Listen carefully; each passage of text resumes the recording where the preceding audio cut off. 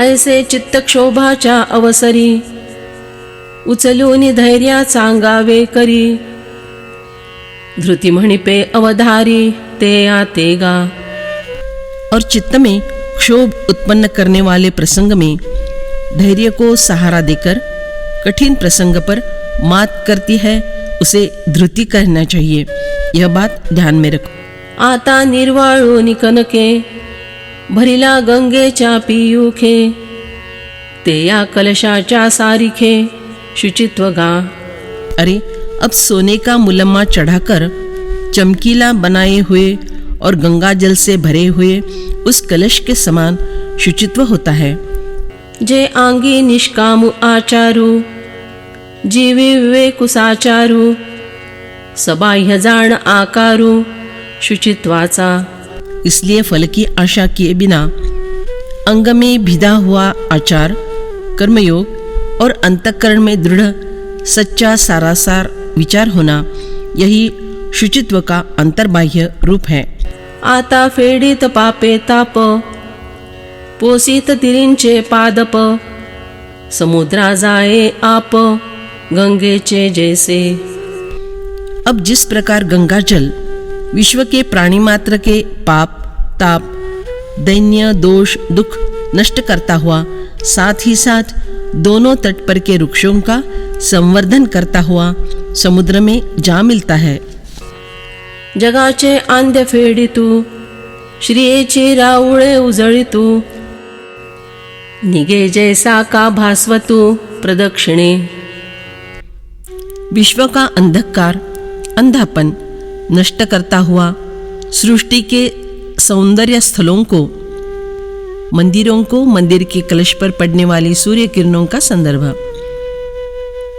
प्रकाशित करता हुआ सूर्य जिस प्रकार पृथ्वी की प्रदक्षिणा के लिए निकलता है, तैसी बांधिली सोडिता, बुडाली काढिता, साकडी फेडिता आर्ताचिया। उसी प्रकार प्रपंच के बंधन में पड़े हुए जीवों को मुक्त करता हुआ, डूबे हुए लोगों को बाहर निकालता हुआ, दुखी पीड़ितों के संकटों का निवारण करता हुआ दिखाई देता है।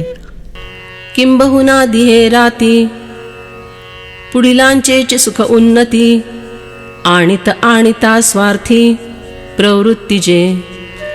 ज़्यादा तो क्या, परंतु संक्षेप में कहा जाए तो वह रात दिन दूसरों का सुख अधिकाधिक बढ़ाता हुआ अपने ही स्वार्थ के लिए पैदा होने वाली प्रवृत्ति से कर्म करता हुआ दिखाई देता है।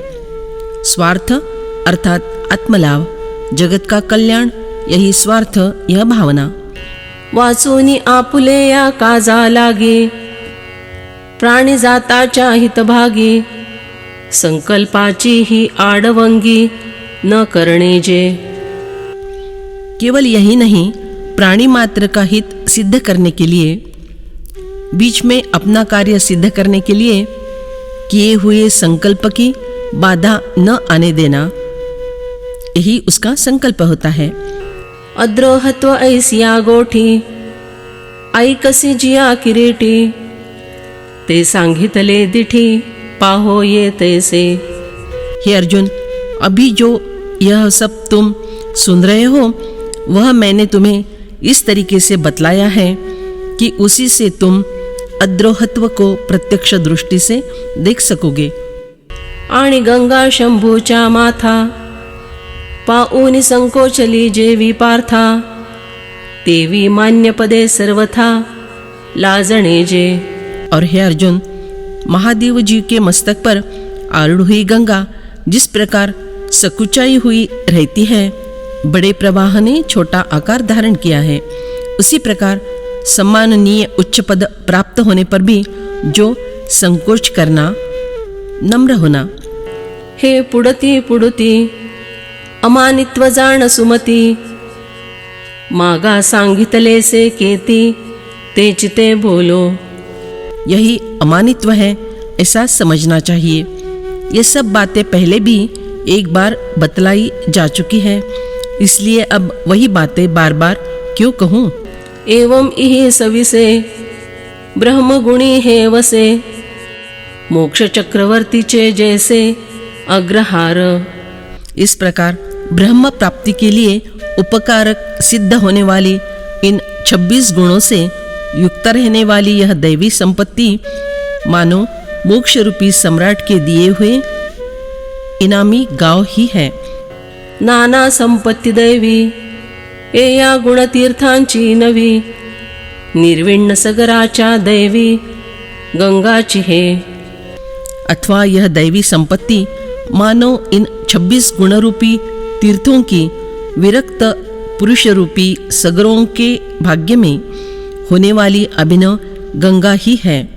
निर्विण्ण अर्थात विरक्त 60 सगरों ने बहुत प्रयत्न से गंगा भूतल पर लाई यह कथा। की गुणकुसुमांची माला हे घे उनी मुगती बाला, वैराग्ये भाग्या गळा गिवसी तसे।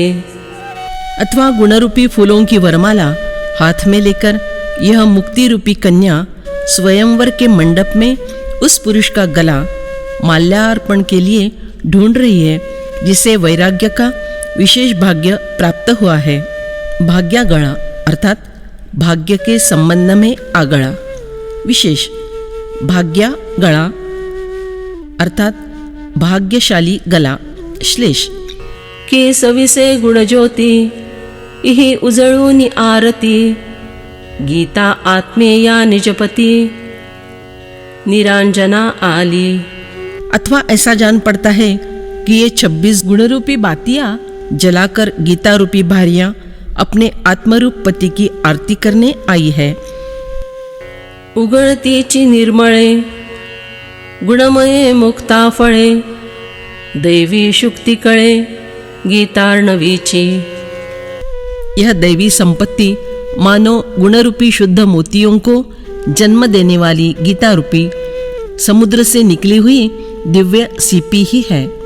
काय बहुवानु ऐसी अभिव्यक्ति ये पैसे सी, केले दैवी गुणराशि संपत्ति रूप। और अधिक वर्णन तो कहाँ तक करूं। मैंने इस दैवी गुणों की राशि होने वाली दैवी संपत्ति का वर्णन किया, तब ऐसी अभिव्यक्ति अपने विस्तार से आप ही आप आ जाती है। आता आई के पांडुसुता तू दैवाचा पुरता, जे दैवी संपत्ति तत्वता फावली तुझ। हे अर्जुन, अब ध्यान में रखो कि तुम मूर्तिमान दैव ही हो। दैव का पूरा वरदहस्त तुम पर है, इसीलिए यह दैवी संपत्ति तुम्हें तत्व के रूप में प्राप्त हुई है। तू दैवी अधिकारी हे जाणवनी अंतरी, दाविली परोपरी विवंचुनी। तुम दैवी संपत्ति प्राप्त करने के लिए पात्र हो, यह बात मैंने मन ही मन समझकर विविध प्रकार से विवेचन करके दैवी संपत्ति के दर्शन तुम्हें करवाए हैं।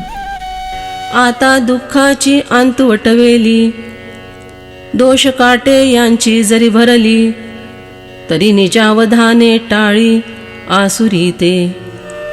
अब यदि आसुरी संपत्ति मानो दोष रूपी कांटों से ठूसकर भरी हुई दुख की चिमड़ बेल ही है, तो उसी समय सावधान चित्त से उसे टाल दिया करो, उससे दूर रहो।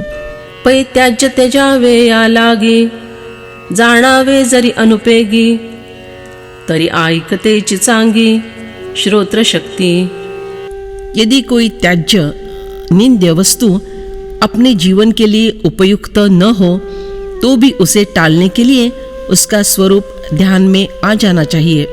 इसलिए वही आसुरी संपत्ति का स्वरूप मन लगाकर कान देकर सुनो। तरी नरक वेथा थोरी, घोळावे या दोखी अघोरी, मेळू केला तो ते आसुरी संपत्ति है। तो प्रत्यक्ष महाभयंकर नरक व्यथाओं की उग्रता अधिक से अधिक बढ़ाने के लिए उन्हें उसी प्रकार के दोषों में घोलने के लिए दोषों का सिद्ध हुआ जो मेला वह आसुरी संपत्ति है। नाना विषवर्गु एकवटू, ते याची नाव जैसा बासटू, आसुर संपत्ति हा खोटू दोखांचा तैसा। अथवा जिस प्रकार जगत के समस्त जहरों को एक साथ मिलाकर तैयार किए हुए महाजालिम अनर्थकारी मिश्रण को बासठ कहते हैं, उसी प्रकार यह आसुरी संपत्ति मानो सम्मिलित सभी दोषों का गुट ही है। दंभो दर्पोभिमानश्च क्रोधः पारुष्यमेव च अज्ञानञ्चाभिजातस्य पार्थसंपदमासुरीम्। हे पृथानंदन, दंभ करना, घमंड करना और अभिमान करना, क्रोध करना तथा कठोरता रखना और अविवेक का होना भी, ये सभी आसुरी संपदा को प्राप्त हुए मनुष्य के लक्षण है। तरी ते याची आसुरा दोखामा जिजेया वीरा वाडपणाचा गाभारा तो दंभु ऐसा। तो हे अर्जुन, उसी आसुरी प्रकृति के दोषों में जिसे श्रेष्ठता का, ज्येष्ठता का स्थान प्राप्त हुआ है वह दंभ है। गाभारा अर्थात मान, मंदिर के अथवा घर के भीतर विशिष्ट लोगों को ही प्रवेश मिलता है। जैसी आपुली जननी नग्न दाविलिया जनी ते तीर्थ परिपतनी कारण होये। अपनी जन्मदात्री माँ अपने लिए तो भी उद्धारक तीर्थ क्षेत्र ही होती है, परंतु यह मेरी माँ, यह मेरी माँ ऐसा कहते हुए हमने उसे सब लोगों के सामने नग्न करके दिखलाई, कड़ी आलोचना की, तब वही माँ अधःपतन का कारण बन जाती है। का विद्या गुरुपदिष्टा बोबा इलिया चौहटा इष्टदातेची अनिष्टा हेतु होती। अथवा गुरु जिस विद्या का उपदेश करते हैं वह वास्तव में अपना कल्याण करने वाली ही होती है, परंतु वही विद्या मुझे यह विद्या मिली है इस प्रकार से शोर मचाकर चौराहे पर सबके सामने प्रकट कर दी तो वह अपने अकल्याण का, अनिष्ट का कारण होती है। आंगे दाटली पुरी जे वेगे काढी पहिली तीरी ते नावची बांधिली श्री बुडळी जैसी। पक्की बनावट की मजबूत नाव जलद गति से प्रवाह के उस पार पहुंचा देती है, वही नाव यदि सिर से बांध ले तो यात्री को जिस प्रकार डुबो देती है। कारण जे जीविता ते नेणी जे जरी सेविता तरी अन्नची पांडुसुता होए विष। जो जीने के लिए आवश्यक है उस अन्न को खाते समय हम क्या खा रहे हैं इसका भान यदि न रहा हो तो वही अन्न विष के समान मारक हो जाता है। तैसा दृष्टा अदृष्टाचा सखा धर्म झाला फोकरी जे देखा तरी तारिताची दोखा लागी होए। उसी प्रकार जो धर्म इहलोक में और परलोक में भी मार्गदर्शन करने वाला मित्र है वह हमारे लिए तारक है, तो भी यदि उसका चौराहे पर चवाव कर दिया जाए तो वह दोषास्पद होता है। म्हणून वाचेचे या चौबारा घातले या धर्माचा पसारा धर्मुची अधर्मू होए वीरा तो दंभु जाण। इसलिए हे अर्जुन, धर्म का आचरण किए बिना सिर्फ धर्म की महानता वाणी के चौराहे पर घोक कर कंठस्थ करके बतलाई तो जो धर्म ही अधर्म ठहरता है वह दंभ है, यह बात समझ लो। आता मूर्खाची ये जिभे अक्षरांचा आबुखा सुभे आणि तो ब्रह्मविद सभे नरिजे जैसा। अब मूर्ख की जीभ पर यदि 2-4 अक्षरों के छिटे उड़ जाए तो भी उसका चित्त हम ही बहुत सयाने हैं इस समझ से ब्रह्मज्ञानी लोगों की सभा में रिझता नहीं। का मांदुरी लोकाचा घोडा गजपती ही मानी थोडा का काटिये वैला सरडा व्योमनीच। अथवा दूसरे का घोड़ा संभालने वाला साइस किसी हाथी के मालिक को तुच्छ समझता है, अथवा कटीली बाड़ पर रहने वाले गिरगिट को अपनी तथाकथित ऊंचाई के कारण आकाश भी ठिंगना जान पड़ता है।